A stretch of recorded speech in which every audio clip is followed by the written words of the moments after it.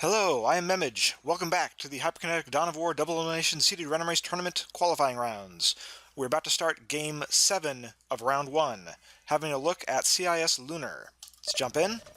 So Cislunar is playing as the Blood Angel Space Marines, and he is up against the, let's see, looks like the Dayonoi Tau.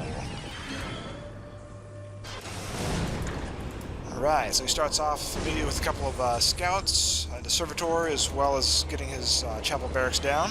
Scouts Pretty good initial run there.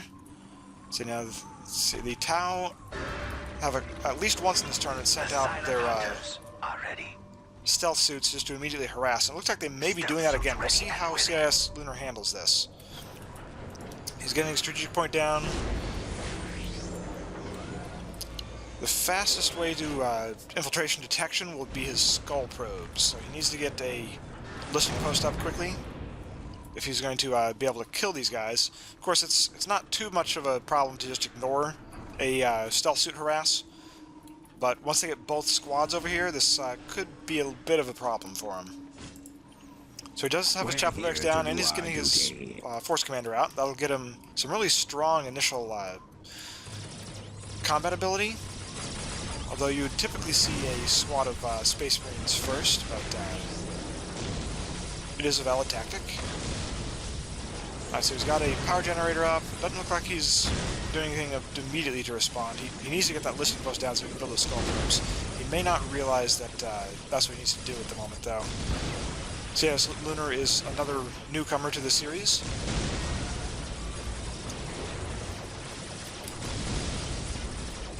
Bit more of a traditional gamer than some of our other opponents, so he may be able to pick this up quickly, but he is now faced with a squad of Kroot. These are going to make any other squads that he produces to try to firefight here not all that effective, as they can just engage in close combat. Now, the force commander there is going to whittle through those guys pretty quick, actually, so this turned out to be rather fortuitous that he built the force commander this quickly. That said, he is going to need to make sure that he gets that listening post down, because he really needs those skull probes if he's going to push back against those stealth suits. Meanwhile, he is actually reaching out and grabbing some more strategic points, so this is actually pretty good.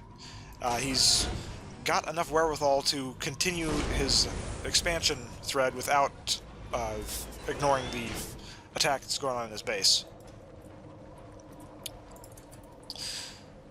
Switch back over. So he is a bit low on requisition at the moment. Scouts Looks like he is reinforcing his squads. Scouts in position. Continuing to grab more points. He does have the listening post up, but he needs to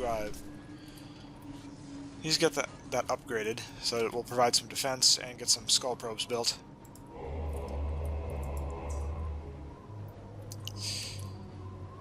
Meanwhile, he's getting another LP down on the cliff point.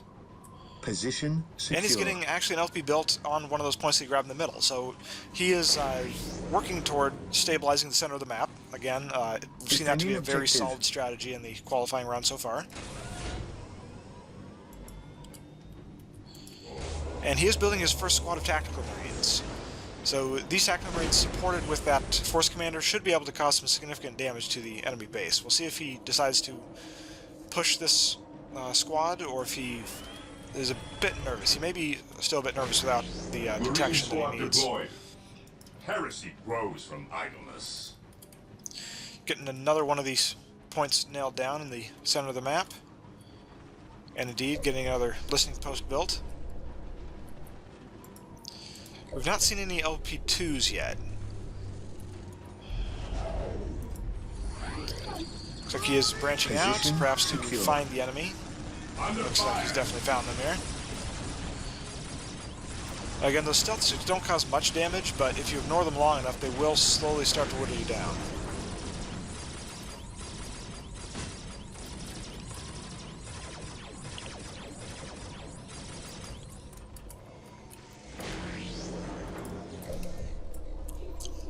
The Cislunar is grabbing the last point in the middle of the map. He's slowly working on getting all of his LPs built, and he'll have that pretty well locked down here shortly. He is up to 86 on his requisition, versus only 50 on the Dayunoi Tau. So he is ahead of the game on the resource race. This is a fantastic start for him. Area secured. Marine And he's squad now deployed. got 2 squad... Actually, that's a single This day heavily shall be a reinforced squad of glorious Space one Marines. for the Not bad. Imperium. This day shall be a glorious one. That said, for the he still Imperium. doesn't have any skull probes out here, so he's not going to be able to see those infiltrated stealth suits. He is causing significant damage to that listing post. We'll see if he decides to hold it out and finish that off. He's going to be in a lot of trouble as soon as this point finishes capturing, as those other stealth suits are going to be able to start firing back here. The target is ours. Although they seem to be moving away, so... Okay, so he did successfully destroy that listening post, so that's going to hamper the resource rates of the Dayunoi here decently. He does have a second squad of tacticals out now, harassing their Earthcast builders a little bit there. Not going to destroy any of them, though. Another victory for the greater good. Meanwhile, over Taking 100. damage. Wow, this is an excellent resource game being played at the moment by CIS Lunar, and he's continuing to grab even more points. Area secured. He's getting some forces built up in the center of the map. If he really wants to get a good stronghold here, he needs to make some buildings up here, however. Fire And again, he all really needs to get those skull probes built. Those stealth suits, again, not causing much damage, but just having the continual harass is being a problem. Okay, and we do see the LP2 going down now, so that will give him some additional firepower in the center of the map here. And hopefully we'll be seeing some skull probes soon. Okay, we do have an armory down now also, so he can get some of his upgrades for his troops. Immediately he can get some flamers and his sergeants. Oh, pardon me. I actually use the monastery in order to build the sergeants.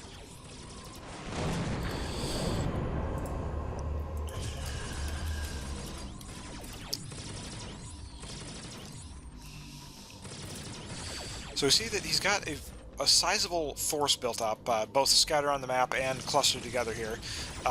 2 squads of tacticals with a force commander is enough to cause some very serious damage. Especially now he's got his armory out and can start upgrading them. That should turn out to be a pretty dangerous and deadly force. However, again, just that single stealth suit continuing the harass. And again, more stealth suits is going to be more of a problem. They're going to be able to bring a little more firepower down. But he really needs to get some detection out here, or those harassers are going to just keep costing him resources. The enemy is attacking. Let's see, don't see any researchers going down. He is going for tier 2, so he's going for the monastery. That'll give him access to his sergeants. That's the next Position step. He's getting a couple more tactical squads built. So with 4 squads of tacticals, you should be able to destroy just about anything as long as you got them properly equipped. Let's see, continue to grab more points. He's clearly doing well in the resource race, but the Dayunoi Tau are catching up. I am ready to lead. They're upgrading all of their listening posts, so Victory they're getting countdown extra has begun. requisition out of each of those. CIS Lunar does now have a majority hold on the map. They cannot hold He controls 2/3 of the points, so that has begun the countdown for his victory. But he will have to hold those points if that's going to actually happen. We do see some Fire Warriors out now, so this is going to give CIS Lunar something he can actually fight against. But the other side of that is these Fire Warriors have a very long range and can actually be firing at him from outside of CIS Lunar's view field. We do see the Tau Commander out now also. Again, the Tau Commander is fairly long range, similar to the Fire Warriors. He has excellent ranged combat. He needs to be engaged in close combat if he's going to be taken down. Again, we do see those Fire Warriors falling back. They don't really have any choice here. They're probably going to get trapped up on that hill if Cislunar pushes this, but he does not. So he's going to let that go down. He's going to let them escape.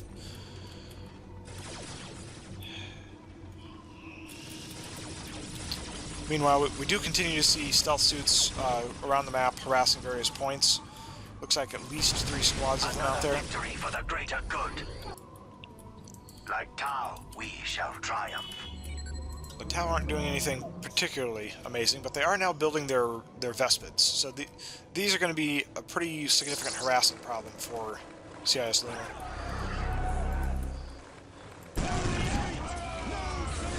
So we do see the battle against the Tau Commander going down now. That Tau Commander is very powerful, but that is just way too many tactical brains for him to deal with. So you're going to see him fall pretty quickly here. Meanwhile, the Vespids are laying their firepower in. Now, the Vespids are a very good harassment and tactical unit, but this is not the right area for them to be in. So, yes, as you saw there, they fell pretty quickly. The Vespids are great for surgical strikes. They are terrible for open all-out war, which the tactical brains are, of course, built for. Again, those Fire Warriors, if they're hanging back firing at you, they're doing great, but against a couple squads of Space Marines like this, they stand no chance at all. So it looks like we do see a couple flamers built there, maybe, or no, plasma guns. Very nice. Those plasma guns are going to do some significant damage to the buildings as well as heavier units. So that one squad of Space Marines is going to whittle through that listening post relatively quickly here with those plasma guns firing away like that. Meanwhile, Cislunar's control area is still underway. Taking damage. He's getting a bunch of upgrades in. Alright, excellent. He's got his bionics researching, as well as heavy weapons, Fear Charge for his Grey Knights, as well as getting plasma pistols for his sergeants. So that's going to allow all of his squads to have a plasma pistol, even if he wants to equip all of his heavy weapons as something separate. He's got his chaplain out, actually. The chaplain has a healing aura, so that's going to really help combat that stealth suit harass. Those stealth suits are not going to be able to cause enough damage to kill off any of these Space Marines now. The healing aura of that chaplain is going to be too great for them to overcome. Eliminating targets. We are down to about 4 minutes and 5 seconds before the control area victory for Cislunar. 4 minutes until control area victory. That one stealth suit continues to harass over here, but again, you can see it's not causing much damage. The enemy is attacking. See, we do have another squad of Vespids out. Those Vespids are going to cause some heavy damage to those scouts, especially with the backup of those Pathfinders. But the scouts are being wisely pulled back, and the Vespids are not pursuing. Watch your flanks. Under fire. Concentrate fire. And Cislunar seems to have taken the stance of not even acknowledging the stealth suits. He's apparently focusing on getting his other points grabbed. He does have a machine called out now. He's got a Hellfire Dreadnought already built, ready to come out. He just needs to get the pop cap for it, so presumably he'll be researching that shortly. Yes, he does have that queued up to research. So he will be getting a Hellfire Dreadnought very shortly. 3 minutes until control area victory. Awaiting orders.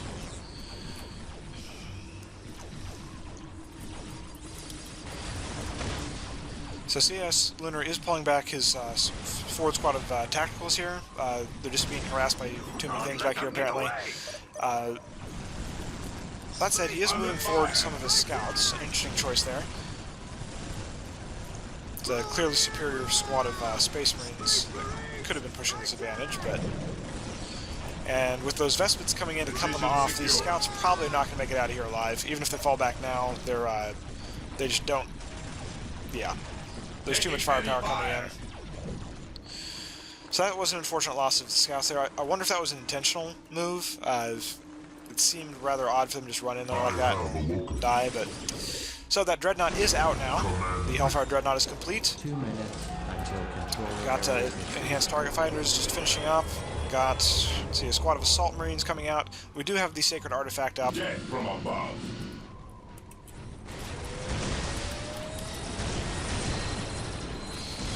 Looks like he's moving forward with his squads. Not sure if he's going for a kill at this point. He might be.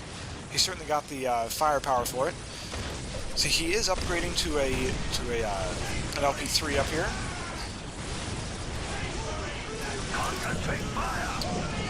So this is a very scary amount of firepower that he's bringing to bear in here. There is a lot of Tau units in here, specifically different tactical units that can cause some powerful damage if they play their cards right, but they don't have any troops to back them up, and that is going to be a significant problem for them. They do have their Tau commander, and that will help them a bit, but the amount of firepower that Cislunar has here is rather incredible, so this is going to be difficult for the Tau to push back if they even can.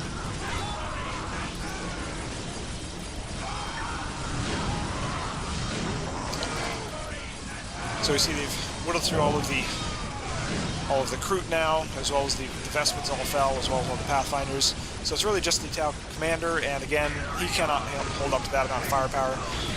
He is meant to support a group of troops, not fight squads on his own. Yeah, we see the amount of power of those plasma guns coming in, as well as the strength of that Hellfire Dreadnought's shots. But we are down to only 15 seconds before the control area victory. Control area victories are rather impressive. It is hard to hold 2/3 of the map for the 7 minutes that it takes for that to go off. So congratulations to Cislunar for a very strong showing in his round 1 match. We hope you all tune in for the next one. Thanks for watching, and see you later.